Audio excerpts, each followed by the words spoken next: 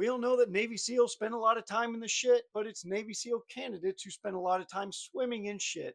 Literally. I can't take credit for that one. That's actually the lead in the story from Jeff Shogel, so go ahead and read it. But yeah, there's a lot of poop in the water off Coronado Island, and Navy SEAL candidates spend a lot of time swimming in it. This is another one of those things that a lot of people have known to be the case for a while, but now that the DoD Inspector General has released a report on it, it's real. Basic underwater demolition SEAL training, known as BUDS, takes place at the Naval Special Warfare Center on Coronado Island in California. Coronado Island is actually a really beautiful place, and while I don't like to brag, I did get married on the beach there in my blues as a lance corporal, which, yeah, that's boot as fuck, but I'm still married, so it's not that boot. I mean, just look at this. It's beautiful sand and beautiful water, and it's filled with human shit. I always thought how much it would suck to have to do buds on one of the most beautiful beaches around, and you're just there getting slayed for fucking hours.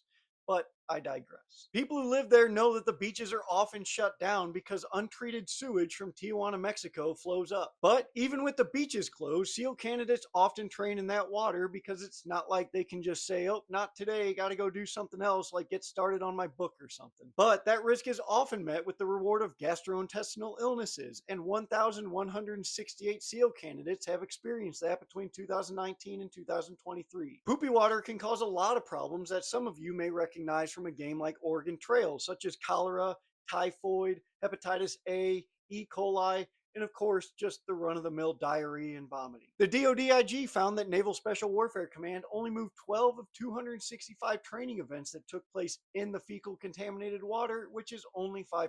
They also found that they don't test the water themselves, but instead rely on the reports from San Diego County. In response to pressure to move or cancel the training when the water is too shitty, Navy officials said that they'd have to look at the fiscal impact of moving 75% of their water-based training, and they reiterated that they're a federal entity and don't have to abide by state decisions.